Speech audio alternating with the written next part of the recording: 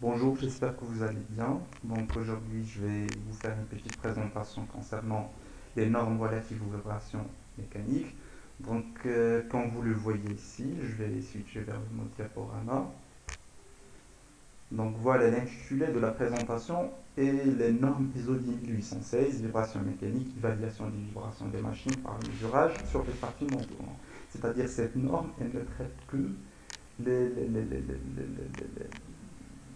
la possibilité de suivre une machine par des points de mesure qui se situaient sur le carter, par exemple, parce qu'il fait partie des parties non tournantes des machines en général. Donc voilà, on va, cette norme, elle concerne seulement les opérations de mesurage sur les parties non tournantes, c'est-à-dire des parties fixes. Voilà. Je vais présenter le plan de la présentation. Donc voilà, je vais commencer par l'historique de la norme, puis les lignes directrices générales, puis on va voir quelques normes, pas la totalité parce qu'ils sont nombreux un petit peu, mais on va voir l'essentiel. Donc la norme ISO 10816.1, elle donne les directives générales, puis on va passer à la norme ISO 10816.2 qui concerne les turbo-alternateurs. Voilà, troisièmement, on va voir la norme ISO 10816.3 qui concerne les machines industrielles en général, mais elle va les classer selon la vitesse et aussi selon la puissance, parce que c'est pas la même chose si on a une machine qui tourne à 10 tours par seconde, c'est pas la même chose qu'une machine qui tourne à 1500 tours par seconde. C'est pas la même chose. C'est le même cas pour la puissance.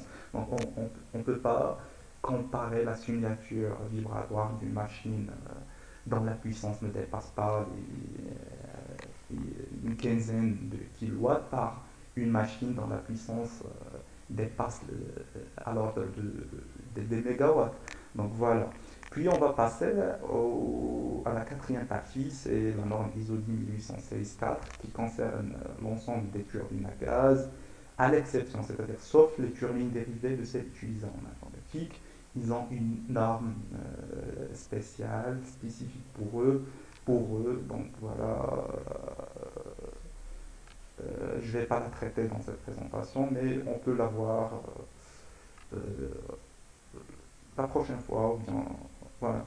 Donc voilà, la cinquième partie, c'est la norme ISO 10816.6. Elle concerne les machines alternatives dont la puissance nominale est supérieure à 100 kW.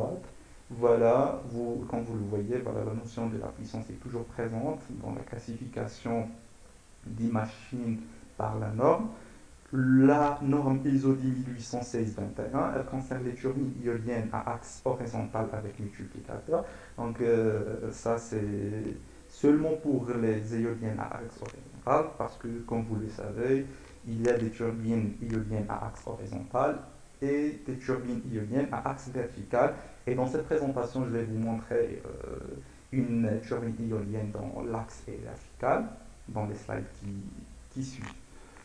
Voilà, donc je vais vous parler un petit peu de l'historique de la norme. Et je vais commencer par l'ISO 2372, daté de 1974.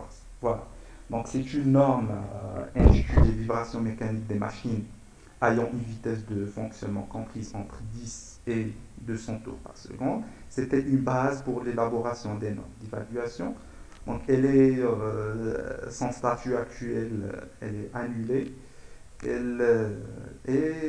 Voilà, l'autre c'est ISO 3945, daté de 1985, le mois 11. Et son intitulé c'est Vibrations mécaniques des grandes machines tournantes, dans la gamme de vitesse comprise entre 10 et 200 tours par seconde aussi.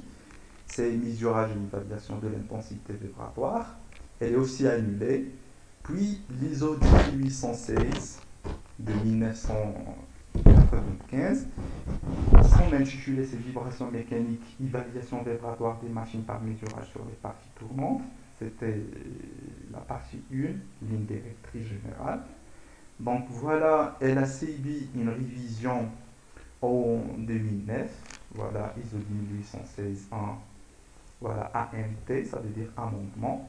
Voilà, je vais vous parler un petit peu de l'amendement. Donc l'amendement, c'est comme une révision. Donc voilà, chaque norme internationale doit faire l'objet d'un examen systématique en vue de déterminer s'il convient de la confirmer encore une fois, ou bien de la réviser, ou bien amender, en d'autres termes, ou bien parfois de l'annuler complètement. Donc ça, c'est ce qu'on appelle l'amendement. Donc ça fait partie de trois possibilités. Voilà. Lorsqu'on examine une norme, voilà, systématiquement on l'examine. C'est l'ISO qui fait ça. Donc systématiquement, elle examine les normes afin soit